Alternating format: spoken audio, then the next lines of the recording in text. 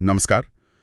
आज हम एक काफी संवेदनशील और पेचीदा विषय पर बात करने वाले हैं। जी। 14वें दलाई लामा तेंजिन ग्यात्सो का उत्तराधिकारी कौन होगा, कैसे चुना जाएगा? हाँ, और ये सवाल अब और जरूरी हो गया है क्योंकि 6 जुलाई 2025 को उनका 90वां जन्मदिन भी है। बिल्कुल। हमारी आज की बातचीत 30 जून 2025 के रॉयटर्स के एक लेख पर आधारित है। Explainer, how will the Dalai Lama successor be chosen. जी। और ये मामला सिर्फ तिब्बती बौद्ध समुदाय का ही नहीं है। नहीं, बिल्कुल नहीं। इसमें चीन, भारत, अमेरिका ये सब बड़ी ताकतें शामिल हैं।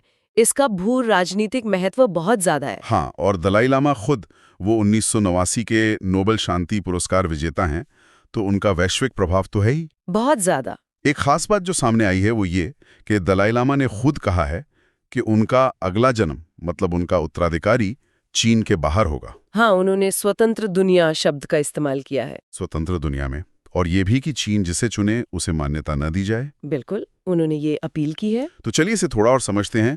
पारंपरिक तरीका क्या है, कैसे होता आया है ये चुनाव? देखिए, जो पारंपरिक तिब्बती प्रक्रिया है वो काफी आध्यात्मिक है।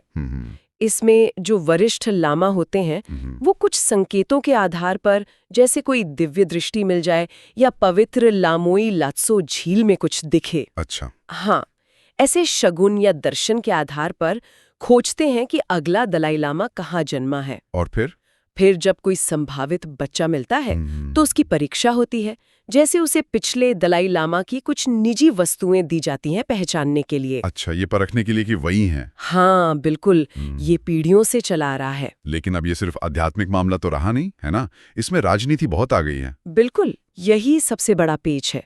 दलाई लामा 1959 से भारत में है, धर्मशाला में निर्वासित जीवन जी रहे हैं। और चीन उन्हें अलगाववादी मानता है। हाँ बिल्कुल। तो इसी टकराव को देखते हुए दलाई लामा ने कुछ बहुत अहम कदम उठाए हैं। 2011 में उन्होंने अपनी सारी राजनीतिक भूमिका छोड़ दी। हाँ, ये बहुत बड़ा फैसला था। जी, ताकि उनके बाद शासन चलता रहे, जो निर्वासित सरकार है वो काम करती रहे। और फिर 2015 में उन्होंने गेडेन फोड्रिंग ट्रस्ट या फाउंडेशन बनाया। गेडेन फोड्रिंग फाउंडेशन? हाँ, इसका खास काम ही अगले दलाई लामा को खोजना और उनको मान्यता देना है। तो ये फाउंडेशन पारंपरिक प्रक्रिया के साथ चलेगा? यस, मतलब चीन के दखल को रोकने के लिए है ये। एक तरह से हाँ, पारंपरिक प्रक्रिया को बचाने और उसे एक ढांचा देने की कोशिश है, खासकर चीन के दबाव को देखते हुए। और चीन का दखल ये कोई सिर्फ डर नहीं है। 1995 में क्या हुआ था वो हमें याद रखना चाहिए। हाँ, पंचेल लामा वाला मामला। बिल्कुल, दलाई लामा ने जब पेंचेन लामा के पुनर्जन्म को पहचाना, जो दूसरे सबसे महत्वपूर्ण गुरु हैं, तो चीन ने उस 6 साल के बच्चे को ही गायब कर दिया और अपना उम्मीदवार बिठा दिया। हाँ, अपनी पसंद का पंचेन लामा नियुक्त कर दिया। और वो बच्चा जिसे दलाई लामा ने चुना था वो आज तक दुनिया के सामने नहीं आया है। ये तो बहुत ही गंभीर बात है। और चीन का आधिकारिक पक्ष क्या है? वो किस बिना पर अपना हक जताते हैं? चीन तो साफ कहता है कि दलाई लामा हो या कोई और पुनर्जन्म लेने वाले लामा, उनका उत्तराधिकारी चुनने का अधिकार सिर्फ बीजिंग सरकार का है। सिर्फ उनका? हाँ, और इसके लिए वो एक पुरानी ऐतिहासिक प्रक्रिया का हवाला देते हैं, गोल्डन अर्न। गोल्डन अर्न, ये क्या है? ये किंग राजवंश के समय इस्तेमाल होती थी। कुछ नाम पर्चियों पर लिखकर एक सुनहरे कलश में डालते थे और फिर उसमें से एक पर्ची निकालकर उत्तराधिकारी चुना जाता था। अच्छा। लेकिन आलोचक कहते हैं कि ये तो चीन का तिब्बती मामलों में दखल देने का एक तरीका था। दलाई लामा और तिब्बती समुदाय इसे बिल्कुल नहीं मानते। अब इसमें भारत और अमेरिका की क्या भूमिका दिख रही है? भारत की भूमिका तो बहुत ही अहम है। दलाई लामा यहीं रहते हैं। हाँ, और करीब 1 लाख तिब्बती शरणार्थी भी हैं। जी, तो भारत उन्हें शरण दिए हुए है और ये चीन के साथ भारत के रिश्तों में हमेशा एक पहलू रहा है। जटिल पहलू। हाँ, और अमेरिका भी काफी मुखर रहा है इस पर। अच्छा। अमेरिकी सरकार ने साफ कहा है कि चीन अगर अपनी मर्जी से कोई दलाई लामा थोपता है तो वो उसे मान्यता नहीं देंगे।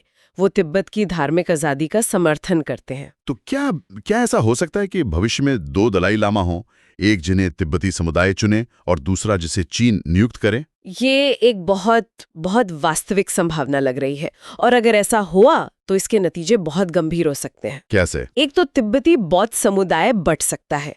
अंतर्राष्ट्रीय स्तर पर ये संकट खड़ा हो जाएगा कि असली कौन है। हाँ, किसे मान्यता दी जाए। बिल्कुल।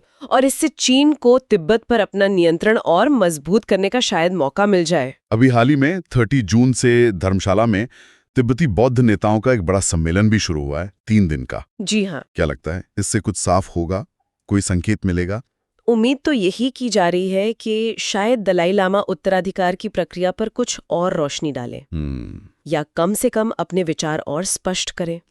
हालांकि उन्होंने मजाक में ये भी कहा है कि वो तो शायद 110 साल जिएंगे। हाँ, तो ये मामला भी और खींच सकता है। बिल्कुल।